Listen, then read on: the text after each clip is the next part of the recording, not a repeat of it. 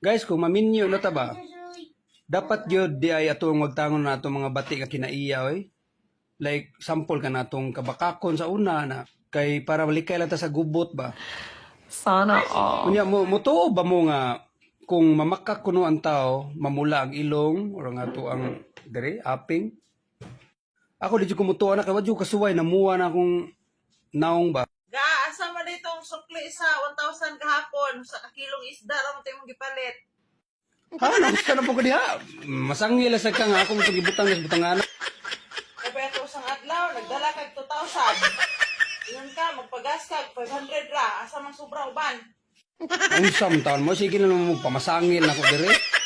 Mama, surahan ta ka, suka sa itong kaminyoon, wala na dyan ko nagsig, pamakak, sig, pangilad niyo dire, kasa ng mga kwarta niyo, pambut. Mo nang hinaya ko nga ko niyo, ginanaa dire kay wala daw ko nang hilabot anong kuan. Suka daminyo ta, wa ko nang hilabot anong mga kwarta dire. Wa ko na nago, wa ko nang nguha diha. Tarunga ha.